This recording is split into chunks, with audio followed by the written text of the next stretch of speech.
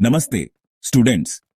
A letter to God पर हमारे पहले वीडियो में आपका स्वागत है, जो जी.एल. फ्यूएंट्स की लिखी एक खूबसूरत कहानी है और आपके सीबीएसई 10वीं क्लास के इंग्लिश सिलेबस का हिस्सा है। आज हम पार्ट 1 में गहराई से जाएंगे, जहां हम कहानी की सेटिंग को समझेंगे, लेंचो से मिलेंगे और उसके अटूट विश्वास को जानेंगे। तैयार हैं? चलिए शुरू करते हैं। इमेजिन कीजिए, एक बहुत बड़ी घाटी में एक छोटी सी पहाड़ी पर एक अकेला घर है। नीचे एक नदी और पके हुए मक्के के खेत हैं, जिनमें फूल खिले हैं जो अच्छी फसल का वादा करते हैं। यहीं से हमारी कहानी शुरू होती है।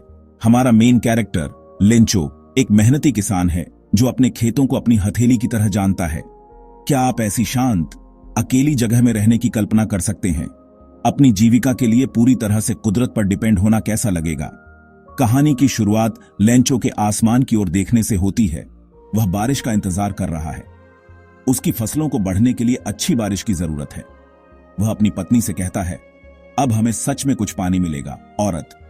उसकी पत्नी जवाब देती है, हां, भगवान ने चाहा तो। इस फ्रेज पर ध्यान दें, भगवान ने चाहा तो। यह उस विश्वास की थीम की ओर इशारा करता है जो इस कहानी में है। आपको क्या लगता है कि लेंचो जैसे किसान के लिए विश्वास का क्या मतलब है? जल्द ही बारिश की बड़ी बड़ी बूंदें गिरने लगती हैं और लेंचो बहुत खुश होता है। वह बारिश की बूंदों की तुलना सिक्कों से करता है। बड़ी बूंदें 10 सेंट के सिक्के हैं, छोटी वाली 5 के। यह मेटाफर दिखाता है कि एक किसान के लिए बारिश पैसे जितनी ही कीमती है। आपको क्या लगता है कि लेंचो बारिश को इस तरह क्यों देखता है?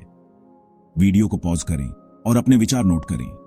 लेकिन खुशी ज्यादा देर नहीं टिकती। एक तेज हवा चलती है और ओले, बर्फ के छोटे गोले घाटी में गिरने लगते हैं।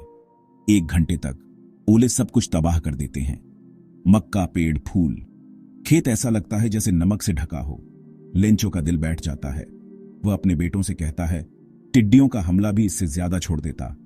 इमेजिन कीजिए कि आपने जिस चीज के लिए इतनी मेहनत की, वह 1 ही घंटे में सब कुछ खो जाए। आपको कैसा लगेगा? उस रात लेंचो और उसका परिवार बर्बाद हो जाता है। इस साल उन्हें कोई मक्का नहीं मिलेगा और भूख का खतरा मंडरा रहा है। लेकिन यहीं से कहानी एक दिलचस्प मोड़ लेती है। इस त्रासदी के बावजूद लेंचो को एक ही उम्मीद है, भगवान से मदद। टेक्स्ट कहता है, पूरी रात लेंचो ने केवल अपनी एक उम्मीद के बारे में सोचा, भगवान की मदद, जिसकी आंखें सब कुछ देखती हैं, यहां तक कि किसी के अंतरात्मा की गहराई में क्या है।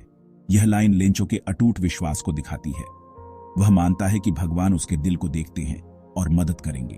अगले रविवार लेंचो, जिसे उसकी कड़ी मेहनत के लिए एक बैल जैसा आदमी बताया गया है, कुछ असाधारण करता है।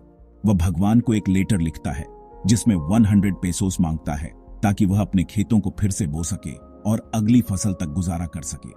वह एनवेलप पर बस टू गॉड लिखता है, उस पर स्टैंप लगाता है और पोस्ट ऑफिस में उसे पोस्ट कर देता है। पॉज करें और सोचें, अगर आप लेंचो की जगह होते तो क्या आप भगवान को लेटर लिखते? क्यों या क्यों नहीं? चलिए लेंचो के कैरेक्टर पर विचार करते हैं। कहानी उसे नादान लेकिन वफादार बताती है। भगवान में उसका विश्वास इतना मजबूत है कि वह सीधे मदद मांगने में जरा भी नहीं हिचकिचाता। यह एक बड़ा सवाल खड़ा करता है, क्या भगवान उसके लेटर का जवाब देंगे? आपको क्या लगता है आगे क्या होगा? हम पार्ट 2 में पता लगाएंगे। इससे पहले कि हम खत्म करें, यहाँ एक क्विक एक्टिविटी है। कहानी में लेंचो बारिश की बूंदों को, सिक्कों और ओलों को नए चांदी के सिक्कों जैसे मेटाफर का इस्तेमाल करता है। कमेंट्स में अपनी लाइफ से एक मेटाफर शेयर करें, शायद कुछ ऐसा जिसे आप उतना ही वैल्यू देते हैं जितना लेंचो बारिश को देता है।